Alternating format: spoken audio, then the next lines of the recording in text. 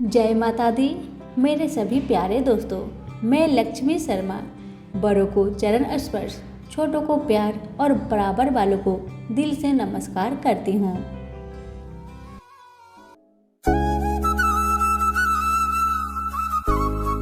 आज की वीडियो में आप सभी सुनेंगे मकर संक्रांति की महात्म्य, पूजन विधि और सुनेंगे कथा।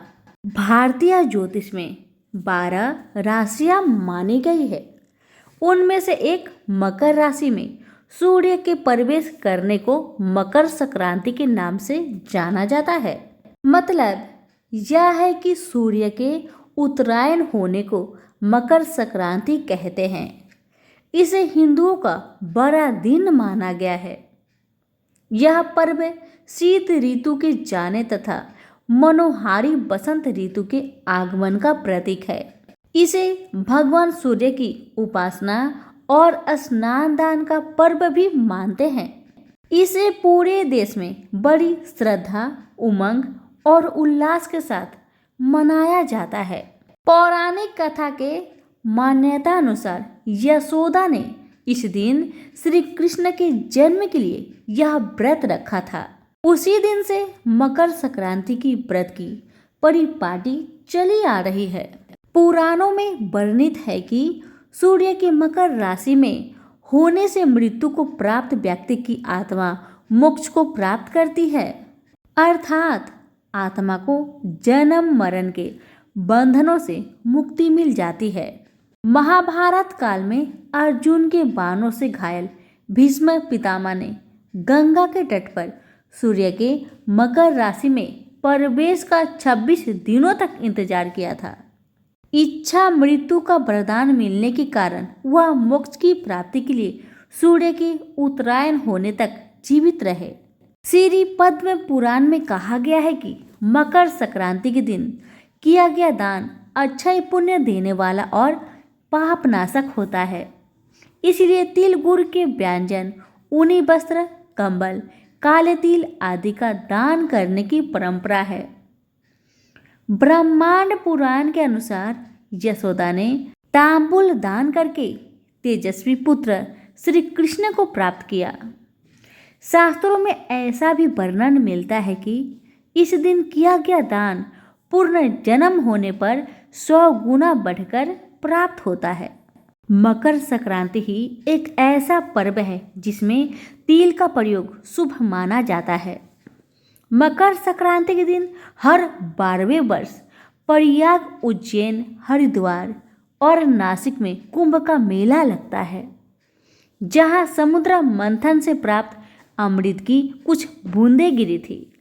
इस पर्वत पर दक्षिण भारत में बालकों को विद्याचयन प्रारंभ कराया जाता है। प्राचीन रोम में इन दिन खजूर, अंजीर तथा शहद बांटने की प्रथा का उल्लेख मिलता है। ग्रीक लोग इस दिन वर वधू की संतान वृद्धि के लिए तिल से निर्मित पकवान बांटते हैं। मकर संक्रांति का पर्व पंजाब में लोहड़ी, दक्षिण में पोंगल, मध्य प्रदेश व पश्चिम उत्तर प्रदेश में संक्रांत, पूर्वी उत्तर प्रदेश और बिहार में खिचड़ी के नाम से भी हर्षोल्लास के साथ मनाया जाता है। गंगा सागर में इस दिन बड़ा भारी मेला लगता है। शास्त्रों अनुसार इस पर्व के दिन यज्ञ में दिए गए द्रव्य को ग्रहण करने के लिए देवतागण धरती पर अवतरित होते हैं। कहीं कहीं इस दिन काले कपड़े पहनने का भी रिवाज है। इसी दिन अनेक प्रदेशों में महिलाएं हल्दी, कुमकुम की रस्म भी करती है। शास्त्रों में इस पर्व पर गंगा के जल में स्नान करने का बड़ा महत्व बताया गया है। मकर संक्रांति की विधि विधान। मकर संक्रांति का पर्व माघ मास के कृष्ण पक्ष की प्रतिपदा को जब सूर्य मकर राशि में प्रविष्ट होता है उस दिन मनाया जाता है। सामान्यतः यह दिन प्रत्येक वर्ष 14 या 15 जनवरी को पड़ता है। ज़्यादातर 14 जनवरी को ही पड़ता है।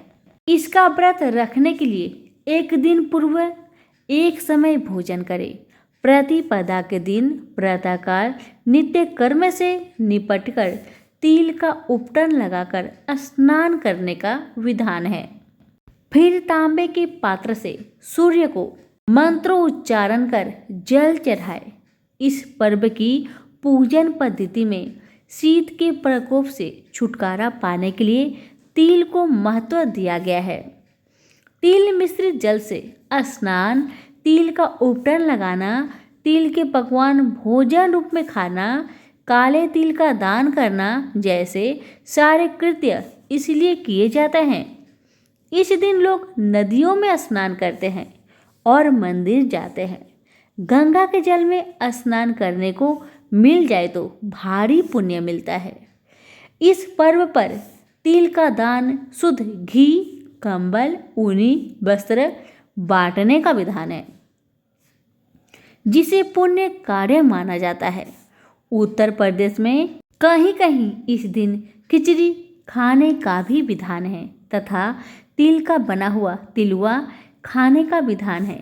गरीबों और ब्राह्मणों को खिचड़ी और तिलवा दान में भी दी जाती है। आइए सुनते हैं मकर संक्रांति की प्रचलित लोक कथाएं। भिन्न भिन्न प्रांतों में अनेक रीति रिवाजों के अनुसार लोक कथाएं मिलती है। उत्तर प्रदेश और बिहार के क्षेत्र में मकर संक्रांति पर खिचड़ी बनाकर खाई जाती है। कहा जाता है कि एक बार गुरु गोरखनाथ अपने शिष्यों को लेकर किसी तीर्थ स्थान पर ठहरे। शिष्यों की संख्या अधिक थी तथा खाने पीने की सामग्री कम। गुरु गोरखनाथ ने थोड़े से चावल, तिल, दाल, हल्दी, नमक एक पात्र में डालकर शिष्य को बनाने के लिए कहा तथा एक साथ एक पात्र में मिली हुई सभी सामग्री को खिचड़ी कहा। उस खिचड़ी को अनेक शिष्यों ने खाया। अद्भुत स्वाद तथा खिचड़ी की अधिकता को देखकर सभी को बड़ा आश्चर्य हुआ। उसे गुरु का प्रसाद समझकर सबने खूब खाया। तभी से प्रत्येक मकर संक्रांति के अवसर पर खिचड़ी खाने का प्रचलन चल पड़ा। जम्मू कश्मीर तथा पंजाब में इस पर्व को लोहड़ी के नाम से जाना जाता है। कहा जाता है कि इस दिन कंस ने श्री कृष्ण को मारने के लिए लोहिता नाम का एक राक्षसी को गोकुल में भेजा था, जिसे श्री कृष्ण ने खेल खेल में ही मार डाला था। तभी से इसको लोहड़ी के पर्व के रूप में मनाया जाने लगा। सिंधी लोग इसे लाल लोही के नाम से जानते हैं। तमिलनाडु में इस तिथि को पोंगल कहते हैं। यहाँ के लोग वस्तुतः कृषि देवता की कृतज्ञता प्रकट करने के लिए नई फसल के चावल, दाल, तिल के भोज्य पदार्थ से विधि पूर्वक पूजन करते हैं। धन्यवाद।